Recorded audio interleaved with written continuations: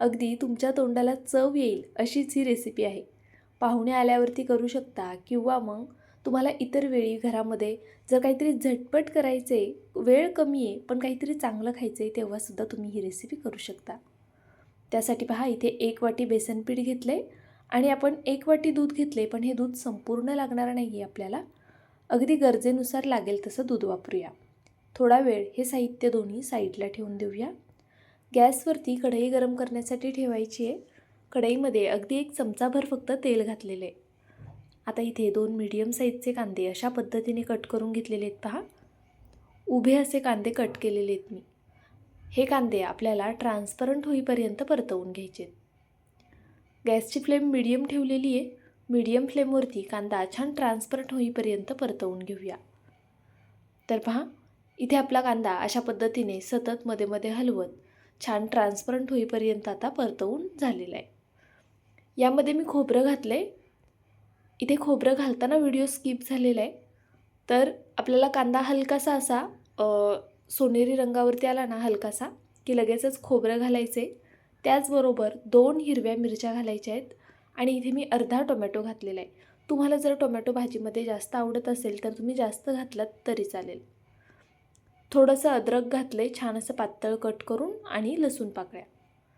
आता हे सर्व साहित्य आपल्याला एक सोबतच असं परतवून घ्यायचं आहे. पहा, अशा पद्धतीने छान असा रंग बदलेपर्यंत हे सर्व मी मीडियम फ्लेमवरती परतवून घेतलेले आहे.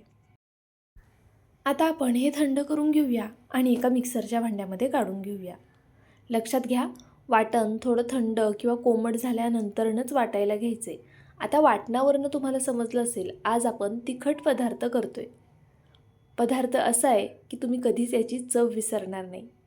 पहा, वाटणामध्ये मी थोडीशी कोथिंबीर घातली आणि लागेल तसं पाणी घालून हे वाटण वाटून घेतलं आहे. वाटण वाटताना खूप जास्त पाण्याचा वापर करू नका. त्याच सेम कढईमध्ये मी तेल गरम करून घेतलेलं, यामध्ये कढीपत्ता घातला. त्यानंतरनं मटण मसाला, हळद, थोडंसं हिंग आणि कांदा लसूण मसाला. कांदा लसूण मसाल्याऐवजी तुम्ही कोणताही घरातला साठवणीचा मसाला वापरू शकता. तेल इथे तुम्ही तुमच्या आवडीनुसार कमी जास्त करू शकता. मी या मोठ्या चमच्याने 2 चमचे तेल घातलेले. तुम्ही तुमच्या आवडीनुसार तेल कमी जास्त करू शकता.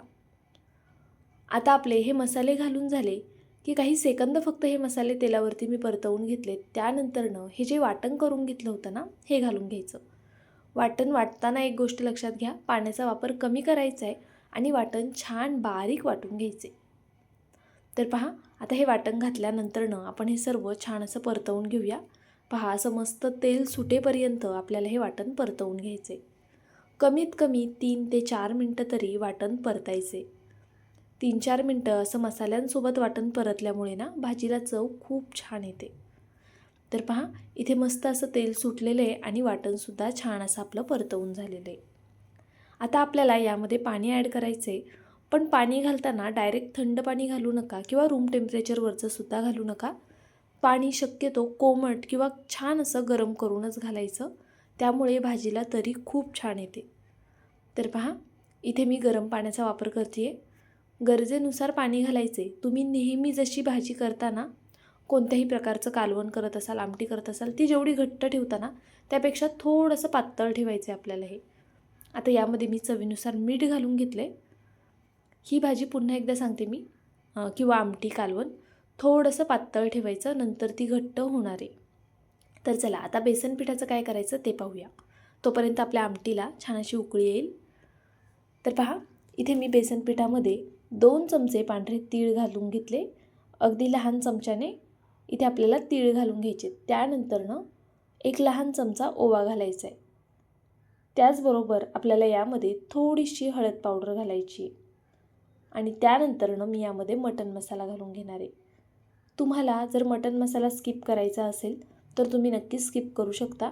चवीनुसार लाल तिखटसुद्धा घातलेलं आहे आणि चवीनुसार आपल्याला मीठ घालून घ्यायचं आहे. आता यामध्ये पहा, मसाल्यांमध्ये मी फक्त लाल तिखट आणि मटण मसाल्याचा वापर केला आहे. तुम्हाला जर मटण मसाला स्किप करायचा असेल करू शकता, पण मटण मसाला घातल्यामुळे ना हा पदार्थ खूप छान होतो, त्यामुळे नक्कीच घाला. तर पहा, मीठ घालून झालं की आपण हे सर्व असं हाताने छान असं एकजीव करून घेऊया आणि त्यानंतरनं यामध्ये गरजेनुसार दूध घालूया. दूध घालताना खूप आरामात घालायचं. थोडं थोडं करून घालायचं. अजिबात हे असं पातळ वगैरे झालं नाही पाहिजे, ह्याची काळजी घ्यायची आपल्याला. त्यामुळे दूध घालताना ना खूप असं सावकाश घाला आणि हे व्यवस्थित असं मळून घ्या. आता हे मळत असताना आहे ना खूप तुम्हाला किचकट काम वाटेल, कारण बेसनपीठ ना असं भरपूर हाताला चिकटतं वगैरे. बेसनपीठ मुळातच चिकट असतं आणि आपल्याला त्याचंच असं जसं आपण चपातीचा गोळा तयार करतो ना त्या पद्धतीचा गोळा तयार करून घ्यायचा आहे. आणि हे पिठाचं प्रमाणसुद्धा कमी आहे, त्यामुळे मळायला थोडं तुम्हाला अवघड वाटू शकतं. आपली रेसिपी आहे ना मी खूप डिटेलमध्ये सांगत असते. आता जे नवीन आहेत त्यांच्यासाठी कसं प्रत्येक गोष्ट थोडी अवघड जाते, त्यामुळे थोडं डिटेलमध्ये सांगितलं की त्यांच्या व्यवस्थित लक्षात येतं. आणि जे मुळातच जुने आहेत ना त्यांना ह्या गोष्टी अगदी पटापट समजतात. त्यांनी बऱ्याच गोष्टींसाठी बऱ्याच रेसिपी करताना हे पीठ मळलंही असेल. पण जे नवीन आहेत त्यांच्यासाठी म्हणून सांगते, हे पीठ मळायला थोडं किचकट असतं, पण अगदी सहज मळून तयार होतं. त्यामुळे टेन्शन घ्यायचं नाही. थोडं थोडं दूध घालत राहायचं आणि छान असं हे मळून घ्यायचं. तर पहा, हाताला आता बऱ्यापैकी बेसनपीठ लागलेलं आहे, पण आपण यामध्ये फक्त 1 चमचा तेलाचा घातला ना की आपोआप हाताचं सुद्धा सगळं बेसनपीठ निघून जातं आणि छान असं हे मळून तयार होतं. तर पहा, मी अशा पद्धतीने हे छान असं मळून घेते. हे पीठ आपल्याला खूप पातळ मळायचं नाही आहे, त्याचबरोबर अगदीच घट्टसुद्धा ठेवायचं नाही आहे. तर पाहू शकता किती छान असा या पिठाचा अगदी सहज गोळा मळून तयार झालेला आहे. तर चला, आता पुढची जी स्टेप आहे ना ती खूप महत्त्वाची आहे आणि खूप सोपीसुद्धा आहे. हे पाहिल्यानंतर ना तुमच्या लक्षात येईल, अरे एवढं सोपं असतं आणि आपण आजपर्यंत केलेलं नाही आहे. आपण नेहमी काय करतो पहा, शक्यतो हा पदार्थ रेडीमेड आणतो आणि त्यापासूनच आपण ही भाजी तयार करतो. पण रेडीमेड न आणतासुद्धा तुम्ही काही मिनिटांमध्ये हा पदार्थ तयार करू शकता आणि तो जास्त छान लागतो चवीला, कारण फ्रेश असतो. तर पहा, इथे आपलं मस्त असं पीठ मळून झालेलं आहे. पाहू शकता तुम्ही किती छान असं पीठ मळलं गेलं आहे. हाताचं सुद्धा सगळं पीठ निघालेलं आहे आणि छान हा गोळा मळून तयार झालेला आहे. चला, आता काय करायचं, एक झाऱ्या घ्यायचा आहे आपल्याला. पहा, अशा पद्धतीचाच झाऱ्या हवा आहे, ज्याला छान असे छोटे छोटे होल असतील. या झाऱ्याला मी छान असं तेल लावून घेतलेलं आहे. तेल नक्की लावा, म्हणजे मग पीठ पटापट सरकेल. आपलं जे कालवण आहे किंवा आमटी आहे, रस्सा भाजी आहे, त्याला छान अशी उकळी आलेली आहे. ह्याला उकळी आल्यानंतरच आपल्याला ही स्टेप करायची आहे. पहा, हे पीठ असं हाताने, अंगठ्याने छान असं मॅश करून घ्यायचं आहे यावरती, म्हणजे मग याची खाली शेव पडेल. मी तुम्हाला अजून जवळून दाखवते. तर पहा, अशा पद्धतीने ना हाताने फक्त त्याला असं पुढे सरकवत राहायचं आहे, त्याची शेव आरामात पडते. पाहू शकता तुम्ही. पीठ ना खूप जास्त असं घट्ट करू नका आणि अगदीच पातळ ठेवू नका. जसं आपलं चपातीचं पीठ असतं ना त्या पद्धतीचं हे पीठ तुम्हाला मळून घ्यायचे, म्हणजे मग तुमचीसुद्धा शेव अशी पटापट पडली जाईल. तर पहा, अगदी सहज होतं, फार वेळ लागत नाही. तुम्हाला हवं असेल तर तुम्ही ना जो आपला सोऱ्या असतो ना शेव पाडायचा, त्यामध्ये टाकूनसुद्धा ही करू शकता. फक्त मग शेव खूप अशी मोठी पाडू नका, छान अशी छोटी छोटी तुकडे तुकडे करूनच पाडायची आहे. थोडासा सोऱ्या फिरवायचा, सुरीने ते खालचं काढून घ्यायचं, परत थोडासा सोऱ्या फिरवायचा, ती शेव परत भाजीमध्ये पाडून घ्यायची. अशा पद्धतीने तुम्ही सोऱ्याने सुद्धा करू शकता किंवा मग अशा पद्धतीच्या झाऱ्याने सुद्धा तुम्ही ही शेव पाडू शकता. तर पहा, इथे मी तुम्हाला खूप जवळून आणि व्यवस्थित दाखवते आहे, कारण कदाचित हा पदार्थ तुम्ही यापूर्वी कधी केला नसेल. तुम्हाला करायला सोपा पडावा आणि नीट लक्षात यावं म्हणून मग मी डिटेलमध्ये सांगितलेलं आहे. खाली आपली आमटी किंवा भाजी छान अशी उकळती आहे आणि यावरती ही शेव आपल्याला पाडून घ्यायची. ही शेव भाजी तुम्ही नक्की एकदा ट्राय करून पहा. आपण नेहमी मार्केटमधनं जी विकत आणतो ना शेव, त्यापासून ही भाजी बऱ्याचदा केली जाते, पण अशा पद्धतीने केली ना ही खायला जास्त रुचकर लागते, खूप जास्त छान लागते. भाकरीसोबत अप्रतिम आहे. बरं, आता हे बेसन पीठ आहे, शिजायला वेळ लागणार, त्यामुळे इथे घाई करायची नाही. कमीत कमी 5 ते 6 मिनटं ही भाजी अगदी बारीक गॅसवर होऊन द्यायची.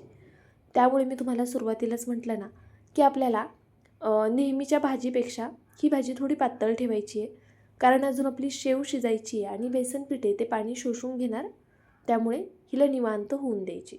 तर पहा, मस्त अशी वरती तरी आलेली आहे आणि खूप चमचमीत अप्रतिम अशी आपली ही शेवभाजी तयार झालेली आहे.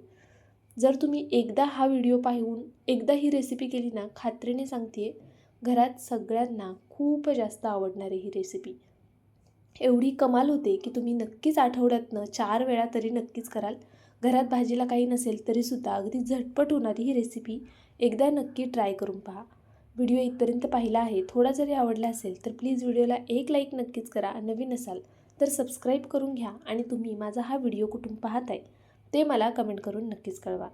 जसजशी ही भाजी उकळत राहील ना अगदी बारीक गॅसवर, तशी ह्याला छान अशी तरी येईल आणि भाजी खायला जास्त रुचकर लागेल. शेव शिजली आहे की नाही ते कसं पाहायचं? शेव अशी हाताने दाबली ना की पटकन तुटते, अशी चिटकून वगैरे बसत नाही हाताला. हे बेसनपीठ शिजलं आहे त्यावरनं ओळखायचं की बेसनपीठ हाताला चिटकत नाही आहे. तर चला, आपली मस्त ही चमचमीत शेवची रस्सा भाजी तयार झालेली आहे. व्हिडिओ आवडल्यास पुन्हा एकदा लाईक करा, नवीन असाल तर सबस्क्राईब करून घ्या. उद्या पुन्हा भेटूया अशाच एका छानशा रेसिपीसोबत. तोपर्यंत bye. Thank you so much for watching.